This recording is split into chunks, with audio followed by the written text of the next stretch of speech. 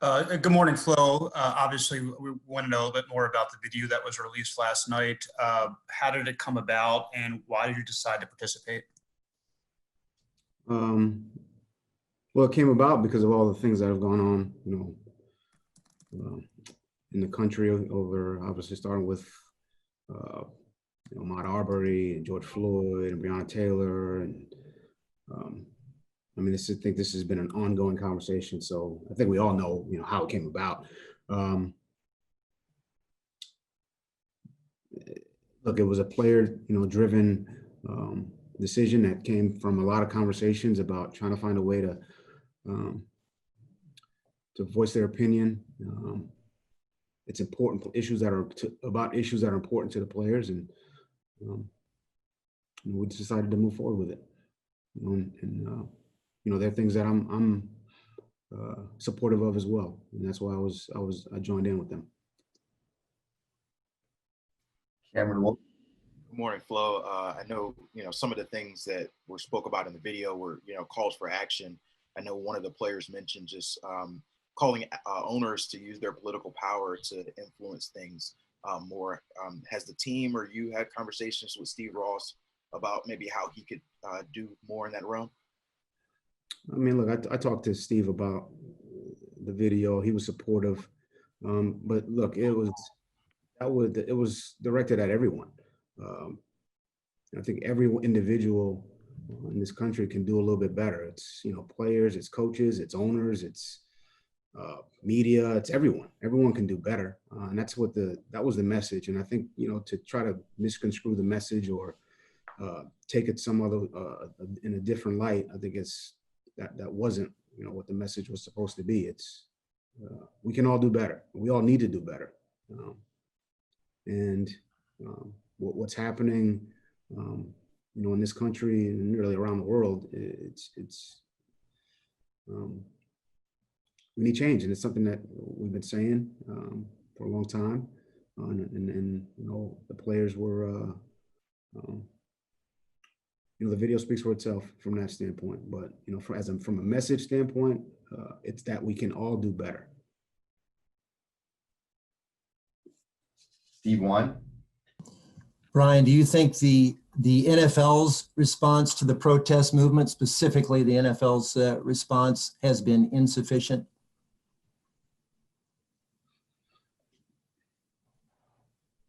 Look, I think we can all do better. That was the message of the video.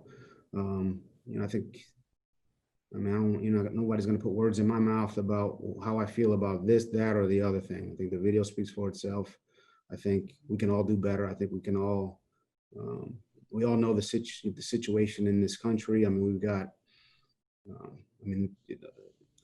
we got kids who can't go to school because there's no Wi-Fi. To me, that's a major issue, because I would have been that kid growing up where I grew up. So we can do better. We can find ways to help more people. That's the message of the video. So that's what it is. All right, we have time for two more. We'll go to Hal. Brian, if I can go back to what Adam was asking at the very start about how the video came to be, I think we're curious about how it went from concept to actual production and the final product. Who wrote the words? How was the video recorded? Any details you can give us on that sort of thing? I don't have much for you on that, Hal.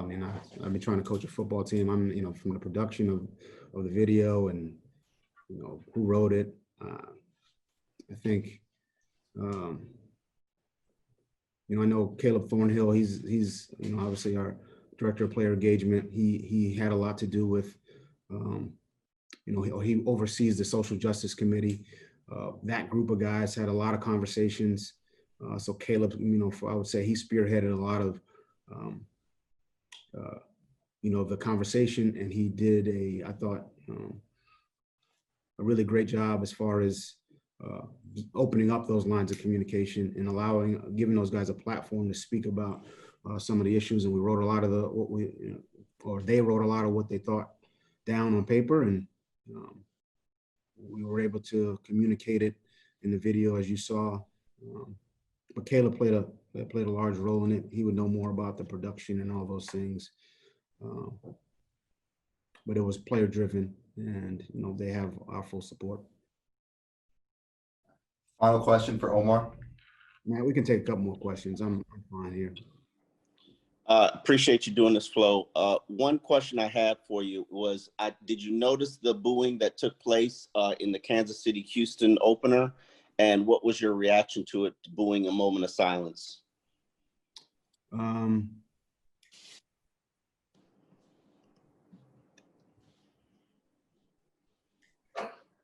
I guess I don't really have a reaction. I mean,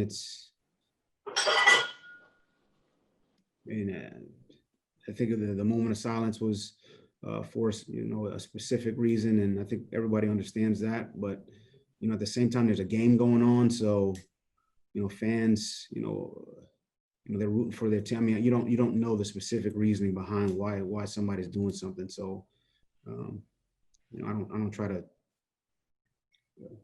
create an issue or create division based off of that one instance. So.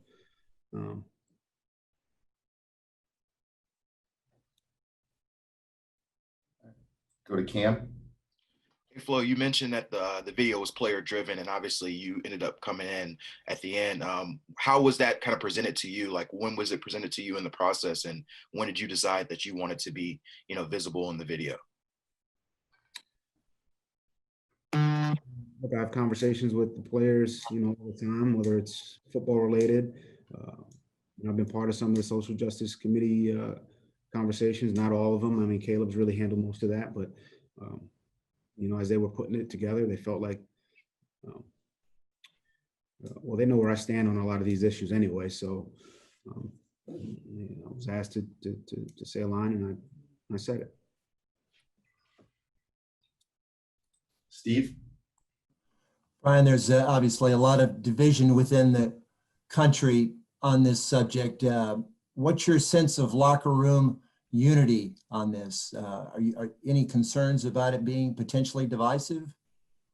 Well, the message is try to create unity, not divide. And that was partly why they wanted to do it. So specific to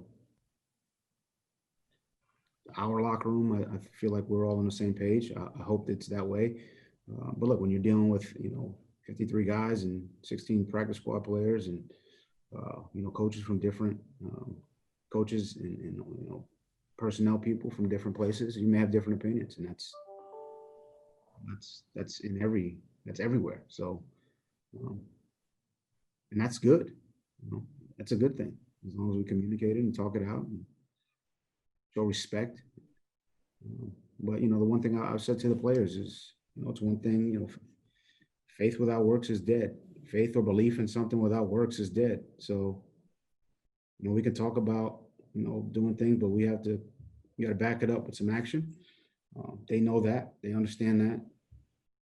And anyone else who speaks out really should understand that as well. So, that's been the message to those guys. And I think they understand that. And I think they're ready to help and take action in the ways that they can. But I mean, there's just personally, I know that you never feel like you're doing enough. You feel like you need more help. And I think if we get more people trying to spend the time or donate time or donate money or donate or actually just have I won't call it a change of heart, but empathy and an understanding. And if we can get that, then maybe we'll move in the right direction. All right, we got one more question. Omar. I want to get an update on Xavier Howard and Byron Jones. Those are two critical pieces of your secondary. How did they perform in practice this week, and what are your thoughts on their status for Sunday's game? Well, we'll get, obviously the clearest look today. Yesterday was more of a walkthrough, so I thought Tuesday, Wednesday, getting some of the kinks out, some of the rust off. So today's a big day. So we'll see where they're at, as far as today. But they're working hard to get back on the field, or not back on the field, but to get themselves ready to play. To contribute to the team on Sunday. All right, thanks, everybody. One last thing here, Matt. So it's 9/11. So my uncle, I always, give him a shout out on 9/11. He was in part of ladder 118 in Brooklyn. It was, one of the first trucks to go in. He lost a lot of his. He wasn't working that day, so he lost a lot of his co-workers that day, and you guys can shout him out for me. Appreciate it. Thank you, guys. Darrell Patterson is his name. Darrell Patterson.